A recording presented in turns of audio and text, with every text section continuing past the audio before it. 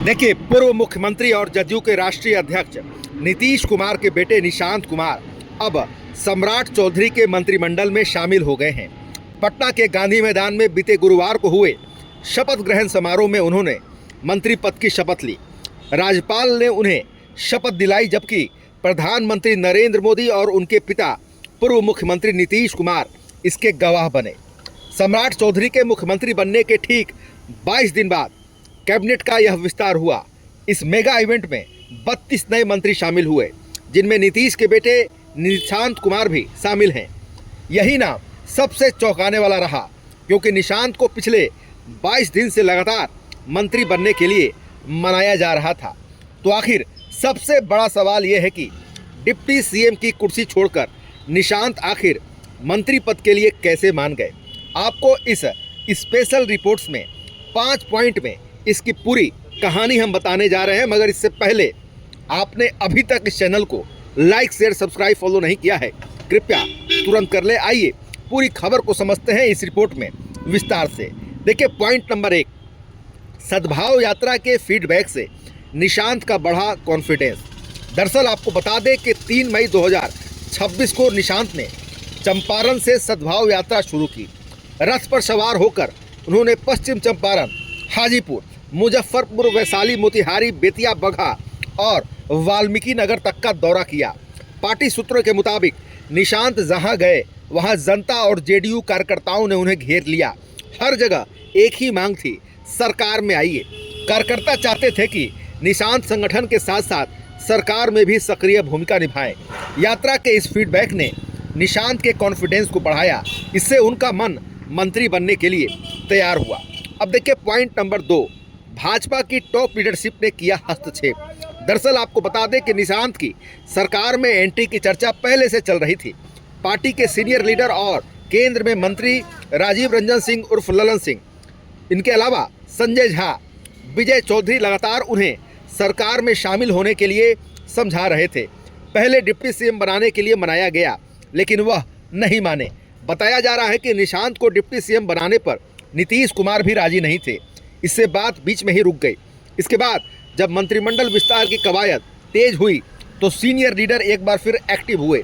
ललन सिंह ने लगातार उनके साथ बैठक की और उन्हें समझाया। सूत्रों के मुताबिक ललन सिंह के समझाने के बाद अमित शाह ने निशांत को सीधे कहा कि आपको मंत्री बनना है, यह समय की ज़रूरत है। जदयू के सीनियर नेता और मंत्री श्रवण कुमार के मुताबिक निशांत का सियासत और कैबिनेट में आना बहुत ज़रूरी था। उनकी उपस्थिति से जेडीयू का फ्यूचर साफ होता है। सद्भाव यात्रा के दौरान कार्यकर्ताओं ने भी यही मांग की थी, उन पर काफ़ी दबाव था। अब देखिए, पॉइंट नंबर 3, जेडीयू और राजनीतिक विरासत को बचानी है। दरअसल नीतीश कुमार का राज्यसभा जाना और दिल्ली की राजनीति की ओर रुख करना बिहार जेडीयू के लिए एक युग की समाप्ति जैसा है। पार्टी के सामने सबसे बड़ी चुनौती है कि नीतीश के बाद कौन। इस सवाल का जवाब नीतीश कुमार की ताजपोशी में छिपा है। सूत्रों के मुताबिक निशांत को नेताओं ने समझाया कि दशकों तक जेडीयू का मतलब नीतीश कुमार रहा है। उनके हटने से पैदा हुए खालीपन को भरने के लिए किसी ऐसे चेहरे की जरूरत है जो न केवल विश्वसनीय हो, बल्कि जिस पर कोई विवाद भी न हो। जब किसी क्षेत्रीय दल का शीर्ष नेता सक्रिय राजनीति से दूर होता है तो कार्यकर्ताओं में बिखराव का डर रहता है। पार्टी और राजनीतिक विरासत बचाने के लिए मंत्री बनना जरूरी है। अब देखिए, पॉइंट नंबर 4, लव कुश समीकरण को मजबूत करना। सूत्रों के मुताबिक जेडीयू के शीर्ष नेतृत्व ने निशांत को समझाया कि लव कुश यानी कुर्मी कोरी वोट बैंक को एकजुट रखना जरूरी है। नीतीश की अनुपस्थिति में इस समीकरण पर असंतोष बढ़ रहा है।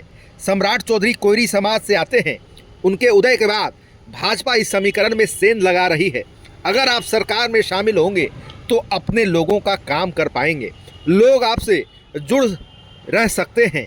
अगर लोगों का काम ही आप नहीं कर पाएंगे तो वह बिखर जाएंगे, इसलिए आपका आना ज़रूरी है। जदयू ने निशांत कुमार को आगे कर संतुलन बनाने की कोशिश की है। आपको याद करा दें, निशांत कुमार कुर्मी जाति से आते हैं। यह लवकुश एकता को नए सिरे से परिभाषित करने का प्रयास है।